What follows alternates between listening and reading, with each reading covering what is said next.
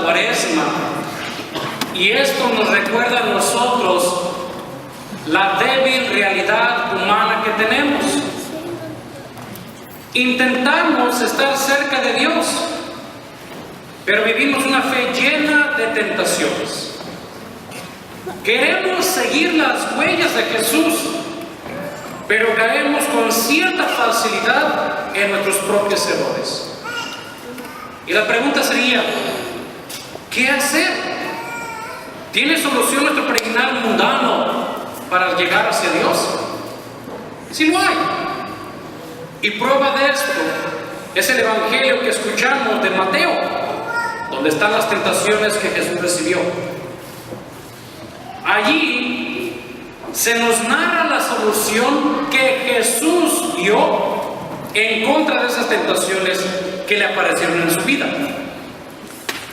Pero para esto no hay que confundir lo que es el pecado con la tentación.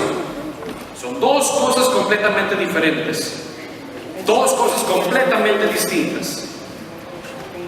Primero, Jesús no tuvo pecados, pero sí tuvo tentaciones. Como cualquier ser humano, tuvo también esa invitación al mal, a alejarse de Dios. Y al Señor se le prometen sus tentaciones, ambiciones humanas. Por eso la persona que espiritualmente es rica puede caer en las tentaciones que nos ofrece el misterio del egoísmo del ser humano. Porque aunque querramos o no, en alguna época de nuestra vida nosotros tenemos esa tentación al egoísmo, de una u otra forma. Tenemos nosotros primero que valorar ahora el progreso y el mismo amor que Dios nos tiene. Nunca hay que quitar el dedo del renglón cuando se nos dice que Dios nos ama, porque es la verdad. Y desde allí es donde empezamos nosotros a hacer una fuerte defensa en contra de las tentaciones que esta misma vida nos ofrece. Ahora, por otra parte, las tentaciones de Jesús son las mismas tentaciones a las que había sucumbido el pueblo de Israel en el desierto. Si nosotros nos acordamos, tenían hambre y Dios proveyó maná. Tenían sed y Moisés le pegó a la roca para que saliera agua. Pero Jesús no se deja engañar y no cae en lo que había caído el pueblo de Israel. Su actitud de Jesús es segura y muy vigilante, e inclusive rápido la respuesta cuando el mismo diablo lo empieza a tentar. Ni tambalea, ni se espera, ni hace pausa. En cuanto el diablo empieza a dialogar y busca una respuesta, Jesús está pronto y responde inmediatamente. ¿Cuáles son las tentaciones para los cristianos el día de hoy? ¿Cuáles son? Voy a enumerarlas. Hay una que le llamamos el eclipse de Dios. ¿Qué es esto? Tenemos que estar vigilantes en este mundo donde la técnica, la ciencia van al origen de la creación y la obra de Dios es buena. Los intentos del ser humano para crear no sabemos hasta dónde van a llegar, pero una cosa hay que tener en cuenta: cuando Dios crea, el hombre transforma, el hombre no crea. Hay que tener esa noción. El ser humano no crea, es Dios quien crea y nosotros transformamos. Este micrófono nosotros lo transformamos a como es y vino obviamente de la materia creada por Dios. Estas vestimentas nosotros las transformamos a lo que son, porque primero fueron creación de Dios y la transformamos en esto. No es que los católicos estemos en contra de la ciencia o el progreso. Lo que sí tenemos claro es que todo ello tiene que estar al servicio del ser humano y no en contra de él. A eso le llamamos nosotros el eclipse de Dios. ¿Cuál es la otra parte? Una espiritualidad sin Dios. Hoy se habla mucho de espiritualidad, pero de una manera muy desencarnada, una manera de marioneta. Pues es una espiritualidad abstracta que ni siquiera podemos comprender a la medida que cada uno quiere. Y a veces tenemos la noción de que yo tengo mi verdad, tú tienes tu verdad, ella tiene su verdad, él tiene su verdad, y ni siquiera podemos encontrar un ámbito común de parte de Dios. La gente no quiere ni oír hablar de las exigencias de un Dios en nuestras vidas.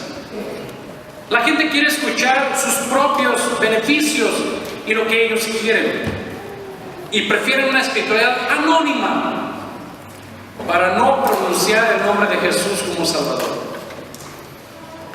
Y es curioso porque en algunos ámbitos de nuestro ambiente político y social, hasta queremos quitar el nombre de Dios de las regulaciones que existen y que llevan a la humanidad a crecer. Y si eso es parte de las mismas circunstancias gubernamentales, no hay que olvidar que la declaración que existe de la acción de gracias de Abraham Lincoln y de George Washington, ellos mismos como padres de esta patria empezaron a decir la noción de Dios, a darle gracias a Dios por las cosas buenas que existen, y que todos nosotros debemos de tratarnos como hombres y mujeres, hijos e hijas del mismo Dios. Por eso, esa espiritualidad sin Dios se vive constantemente entre nosotros. ¿Cuál es la otra parte? La ausencia del prójimo. Porque vivimos tan rodeados de personas, pero no las identificamos como tales. Muchas veces vamos a nuestros asuntos sin percibir la presencia del otro. Y a veces estamos en la línea del DMV para cambiar nuestras placas o que nos den un permiso, y ni siquiera nos damos cuenta que allí hay personas, porque nosotros nos aislamos y caminamos solos sin tener la noción que hay un hermano, hermana y un lado, que ni siquiera conocemos si está contento o está triste o está pasando una penuria, porque estoy ensimismado y no puedo caminar. Cuando Dios se oculta en la existencia del ser humano, los otros se convierten simplemente en sombras que razonan también nuestra vida. Hay que tener en cuenta que Dios vive en cada uno de nosotros. Allí vive. Y si no lo crees, mírate en el espejo y verás que allí está Dios contigo. Y si Dios está viviendo en ti, por ende, debes de darle el lugar en el otro y en la otra, sea como sea, porque Dios está allí. Y es de cada uno de nosotros dejarlo que salga o que resplandezca. Hay muchas personas que tienen esa facilidad de mostrarnos por sus propias experiencias y apariencias que Dios existe. Y hay muchos que lo ocultamos y no queremos hacerlo.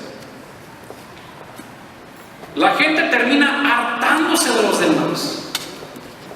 Inclusive dice, ya no quiero ver gente, ya me quiero ir a mi casa, quiero estar solo. Y empieza a convertirse de todo eso desde un odio hasta la indiferencia. Esta tentación nos lleva a olvidar el sentido del latido del corazón. Esa tentación. Y es triste. es triste que esa tentación nosotros la olvidemos. Es triste que cuando empezamos a ver en el hermano y en la hermana aspectos negativos, por consiguiente nuestro corazón no late. Esa se llama la ausencia del prójimo. Y acuérdate que de una de las cosas que Jesús nos dijo a nosotros es: ¿a quién que hay que amar? Al prójimo. Hay que amar a Dios, obviamente, pero hay que amar al prójimo. ¿Cuál es la otra situación? La contaminación de los oídos. La adoración que muchas personas profesan no está destinada en el tiempo de Dios y en la presencia de nuestra propia realidad. Muchas personas han sucumbido a esta tentación de los ídolos. Palabras tales como suerte, destino, predestinación ocupan lugar en vez de gracia, amor y Dios. Y lo escuchamos entre nosotros. Cuando vamos a un examen y le decimos a los demás: voy a un examen, deséame suerte, suerte, que te vaya bien, y a Dios lo dejamos a un lado. Es tan fácil cambiar esos parámetros y agregar las palabras gracia, amor y Dios. Tengo un examen, que Dios te bendiga. Voy a ver a mis papás, que la gracia esté contigo. Y lo más hermoso, cuando estamos en la Eucaristía, el sacerdote nos enseña el saludo apropiado de parte de Dios. Y él dice: el Señor esté con ustedes. Y obviamente respondemos: chido, carnal. ¿Verdad que no? No. Un saludo de parte de Dios se tiene que responder con un saludo del corazón, porque Dios está allí.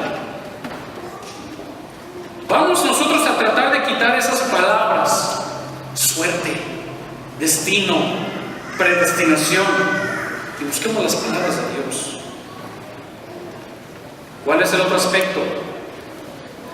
El desánimo como un espacio vital de nuestras vidas. Vemos a muchas personas sumidas en terribles depresiones e impresiones, porque la cultura de la depresión va emergiendo y va con fuerza,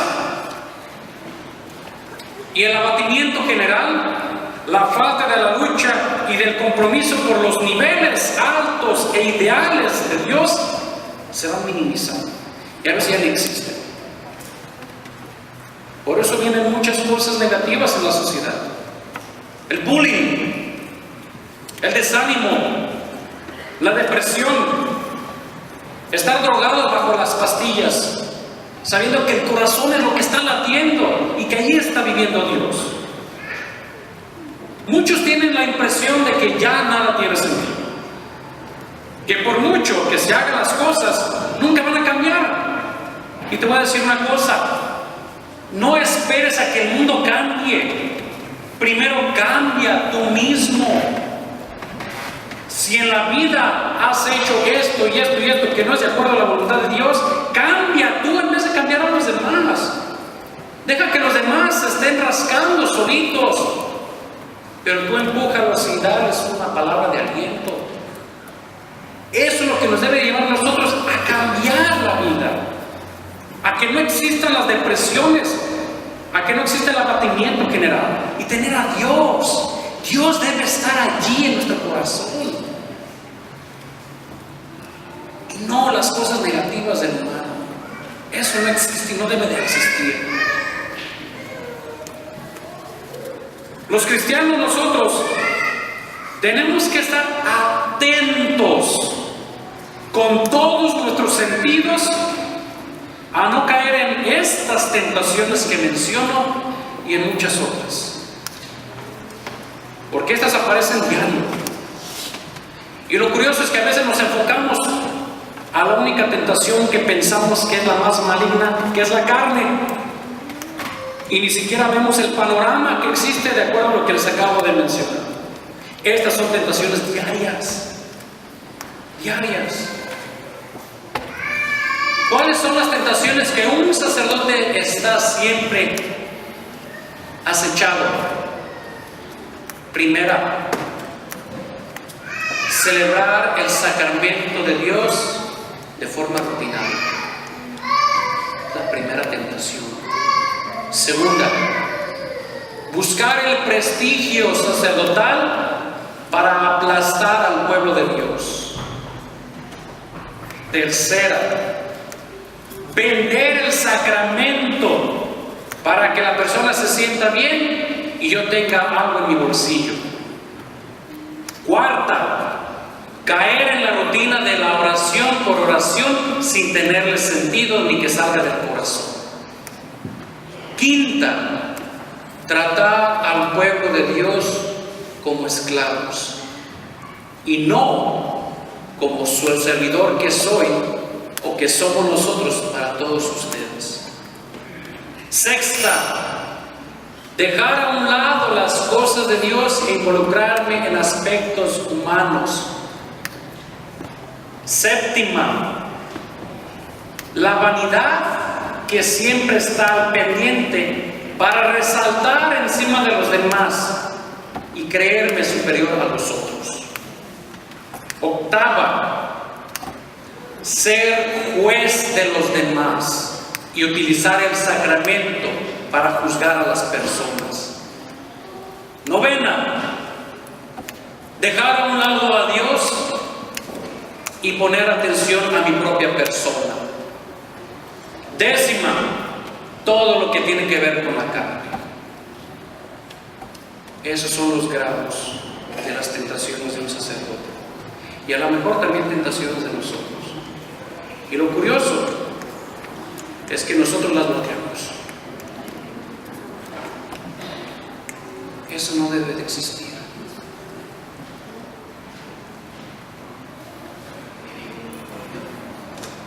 La respuesta de Jesús ante estas propuestas fue tajante, porque respondió con claridad, con rotundidad a la tensión que se le presentaba. No entró en el juego de la tentación, no entró.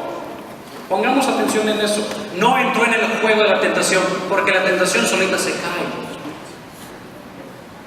Fundamentó su respuesta en la fuerza de la palabra de Dios, no en las cuestiones humanas. Fue capaz de apartar a Satanás ordenándoselo para que se marchara, y así lo hizo. Ahora la pregunta ante nosotros: ante nuestras tentaciones personales, ¿seremos capaces de actuar con esa misma firmeza?